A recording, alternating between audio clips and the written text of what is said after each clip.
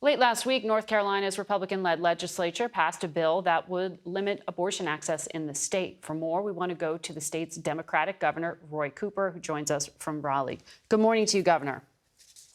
Good morning, Margaret. Just to make it clear, abortion is currently permitted up to 20 weeks of pregnancy in your state. This bill coming out of your legislature would bring it down to 12 weeks, which according to the CDC would still allow more than 90% of abortions to continue. Republicans say they're offering a middle ground here. Why do you think this bill is too restrictive? They've dressed this up as a 12-week ban, but it's really not. They rammed through a bill in 48 hours with no public input, with no amendments, that drastically reduces access to reproductive freedom for women. It'll effectively ban many abortions altogether because of the obstacles that they have created for women, for clinics, and for doctors. They have tried to disguise the disastrous impacts of this bill, but we're going to expose them. This bill has nothing to do with making women safer and everything to do with banning abortions. Well, we only need. Mm-hmm. Just so our viewers can follow along with you here, the bill would cut it off at the end of the first trimester, roughly 12 weeks. There would be an allowance for abortion up to 20 weeks in case of rape or incest, 24 weeks if there are fetal abnormalities. But what you're talking about are requirements like number of times you have to visit a doctor, information that a woman would have to share publicly. For sure. And also, in fact, for medication abortion, the bill specifically limits it to 10 weeks. And with these additional requirements of 3 in-person visits that doctors have said are medically unnecessary, with more requirements put on clinics that are already strained with 4-week backlogs of people, North Carolina has become an access point in the Southeast. And what this legislation is going to do is going to prevent many women from getting abortions at any time during their pregnancy because of the obstructions that they have put here. Many of these clinics are working very hard to treat women, and now they're going to have many new medically unnecessary requirements that I think many of them are going to have to close. North Carolina has become a haven in the South because so many of your surrounding states have severely restricted access. I know that you have, and we're showing a map there just to show where you are at the moment, but you have vowed to veto this bill. But your state legislature has a supermajority that could override it. So what is your plan to stop them? Well, first, we only need one Republican to keep a promise. At least 4 Republican legislators made promises to their constituents during this campaign that they were going to protect women's reproductive freedom.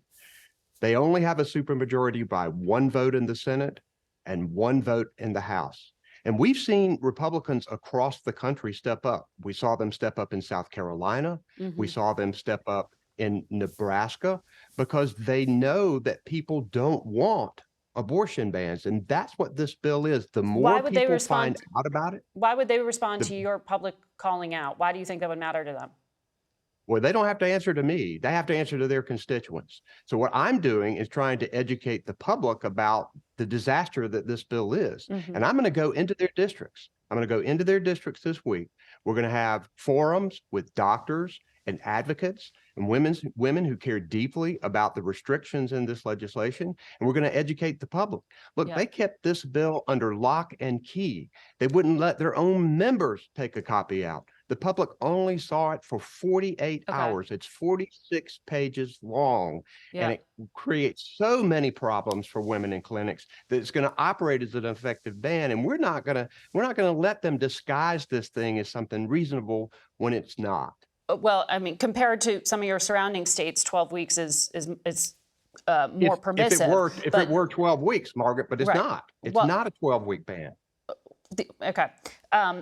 You don't have the votes, though, to codify abortion access in the state of North Carolina.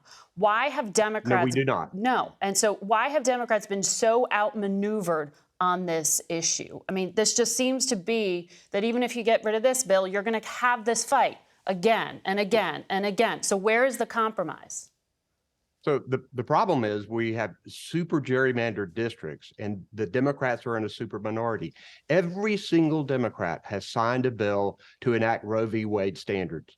We're all standing together and fighting. And what we have to do now is defend ourselves from these right-wing politicians who want to go into the exam room with women and their doctors. You know, these right-wing politicians make crappy doctors, and they've gone in and defined medical terms. Doctors are looking at this legislation and say, what in the world does that mean? So what we're going to do is call them out.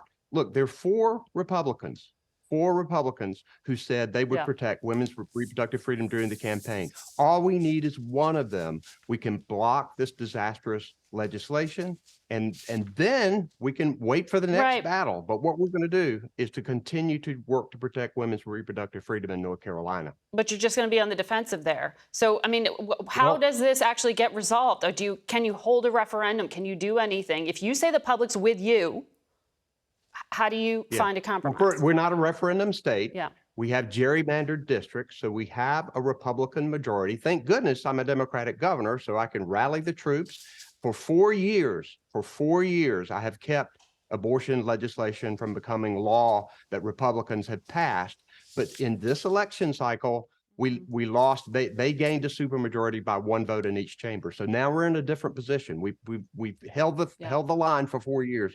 But if we can get a Republican to say, look, this is not right, like they did in South Carolina, like they did in Nebraska, and their constituents, the more they learn, the more they are going to demand that these Republican legislators step up. All right, Governor, we'll leave it there. We'll be back in a moment.